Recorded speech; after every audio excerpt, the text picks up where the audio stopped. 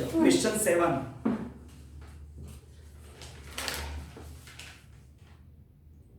What are the duties powers and functions of authority, यानी IRDA. चलो first of all duties. Primary duty of IRDA is to regulate, promote and ensure orderly growth and conduct of the insurance business and reinsurance business, यानी insurance business re insurance business पर control, उनका growth देखना, बराबर उन ये business को promote करना, ये मेन ऑब्जेक्ट था, मेन ड्यूटी थी उसकी। It has to maintain proper accounts and other relevant records। IRDA हर एक कंपनियों का अकाउंट्स प्रॉपर मेंटेन करती थी, रिकॉर्ड्स रखती थी कंपनियों का, एनुअल स्टेटमेंट ऑफ अकाउंट बनाती थी, जो फॉर्मेट प्रिस्क्राइब किया है इन सेंट्रल गवर्नमेंट ने in consultation with CAG controller auditor general of India, and central government ने जो फॉर्मेट प्रिस्क्राइब किया है वही फॉर्मेट में फाइनेंशियल स्टेटमेंट बनाना है। Third, it has to comply with the direction of central government and CAG will arrange the audit of the accounts and rectify any defect pointed out by the audit conducted by it, यानी central government और CAG ने जो compliance किया है, यानी वो जो rules बनाए हैं उसको फॉलो करना है, ऑडिट करवाना है, ऑडिट करने के बाद अगर कोई डिफेक्ट इसमें फाउंड की हो तो वो डिफेक्ट्स रेक्टिफाई करना है। Authority has to submit the audited balance sheet and other financial statements to the central government, and government will lay reports before the House of the Parliament। जो IRDA है वो audited balance sheet अपना submit करती थी central government के पास, central government वो report की copy parliament house में प्रेजेंट करती थी। Authority has to submit all the financial statements to the central government within 9 months from the completion of the year। साल खत्म होने के बाद 9 मंथ्स में, 9 ईयर्स नहीं 9 मंथ्स में सेंट्रल गवर्नमेंट को सबमिट करना पड़ता था रिपोर्ट ऑफ फाइनेंशियल स्टेटमेंट्स पूरा। It has the duty to scrutinise all existing and new insurance products, rates, charge, terms conditions offered and act in the best interest of the consumer, यानी जो insurance कंपनियां हैं वो premium कितना charge करती है, उनकी पॉलिसी यानी उनकी प्रोडक्ट कैसी है, बराबर कंज्यूमर के इंटरेस्ट में ध्यान में रखकर ये सब सोचना पड़ता था, यानी ये देखना पड़ता था, तो वो भी उनकी ड्यूटी है। Authority is the duty bound to follow the direction issued by central government ने जो पॉलिसी गाइडलाइंस जो बाहर की यानी इंट्रोड्यूस की है, बराबर उसको फॉलो करना पड़ता था ये बॉडी को, और उसका रिपोर्ट सबमिट करना पड़ता था। Authority has the general duty to protect the interest of the policy holders in matters concerning assignment, यानी अथॉरिटी की ड्यूटी है पॉलिसी होल्डर का प्रोटेक्शन करना, उसका इंटरेस्ट का प्रोटेक्शन करना, इंटरेस्ट यानी ब्याज नहीं, इंटरेस्ट यानी उनका हित, कंसर्निंग असाइनमेंट यानी पॉलिसी होल्डर को इंसिस्ट किया जाएगा कि भाई आप अपनी पॉलिसी असाइन करो तो ध्यान से करो, लोन लेना हो तो पॉलिसी किसको असाइन कर रहे हो उसका प्रूफ रखो, नॉमिनेशन और पॉलिसी में अपना नॉमिनी का नाम भी लिखो, सेटलमेंट ऑफ इंश्योरेंस क्लेम, उनका क्लेम सेटल हो रहा है कि नहीं, पॉलिसी सरेंडर करने की इजाज़त है कि नहीं, ये सब काम इरडा का है। अब उनके पास पावर क्या है, ये तो ड्यूटी थी, ड्यूटी के साथ पावर भी देना पड़ता है। Authority has the general supervisory power of insurance industry and it has the administrative power, यानी सुपरवाइजरी पावर यानी सब इंश्योरेंस कंपनी का बिजनेस देखना है, बराबर, एडमिनिस्ट्रेशन भी उनका वो कर सकती है। Power to appoint the staff and officers required to conduct the business of authority smoothly, यानी अपना स्टाफ भी वो अपॉइंट खुद कर सकती है, बराबर, इतना पावर से उनके पास बिजनेस जैसे उनका फंक्शनिंग स्मूथली चले, इसलिए authority can even delegate some general or special power by an order in writing to chairperson or member of the authority along with the condition if it feels as necessary।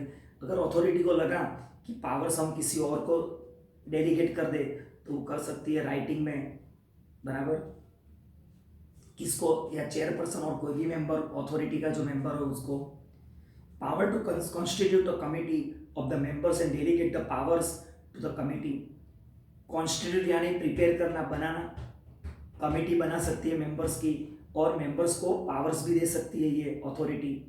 Power to hold and acquire movable and immovable property. Insurance company IRDA के पास, authority के पास power से property held करना, purchase करना, sell करना।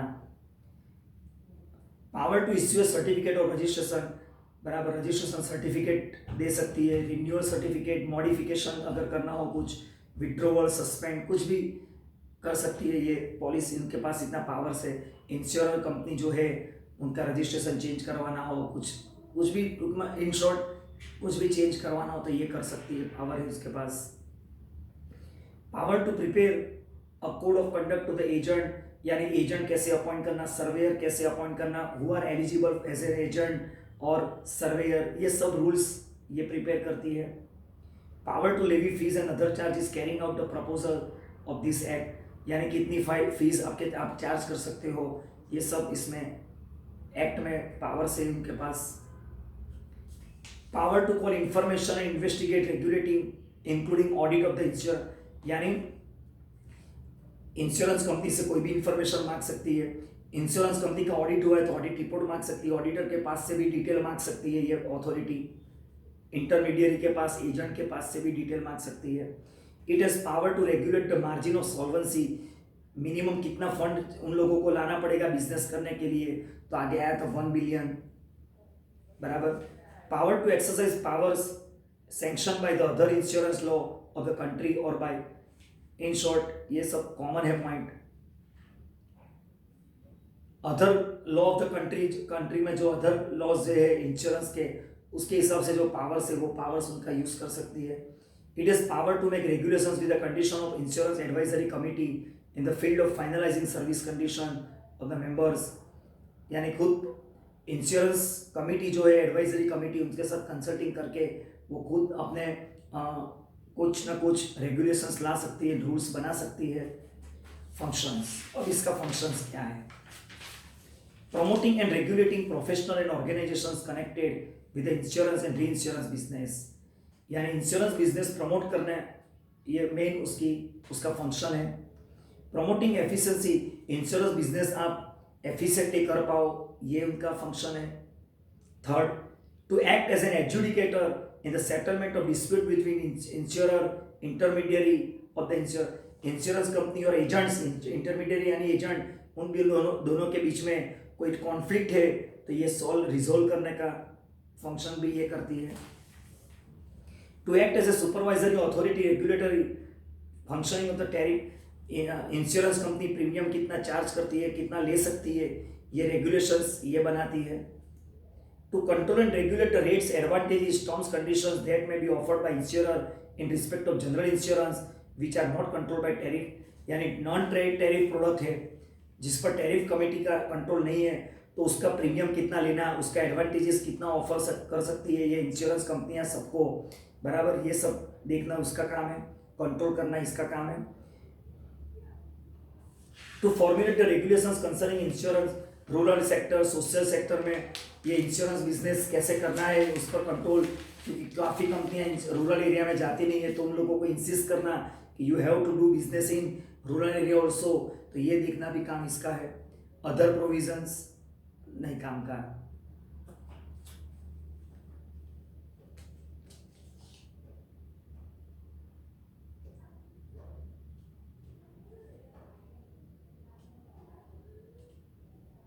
नहीं जरूर, अच्छा हो गया। बस मेन क्वेश्चंस तो हो गए कंप्लीट, अब फॉर्मेलिटी के लिए क्वेश्चंस मैं करवा रहा हूँ।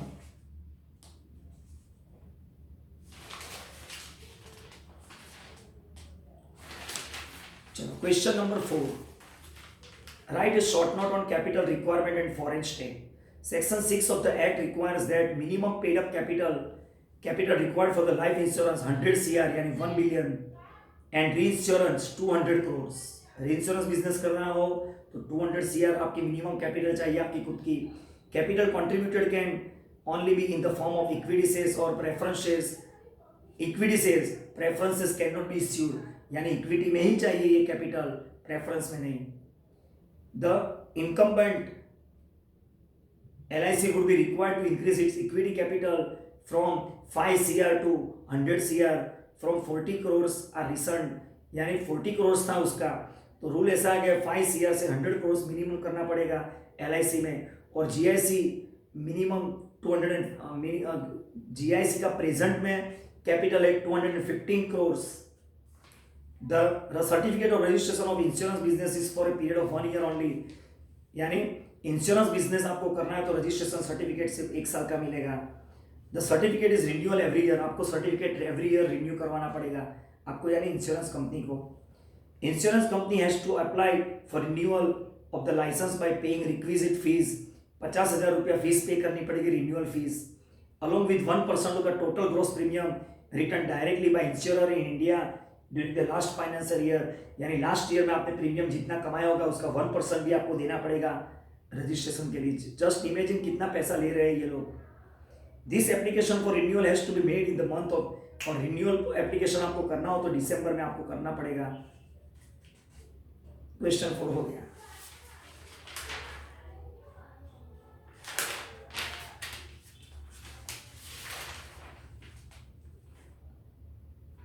अब नेक्स्ट लेक्चर में क्वेश्चन 3.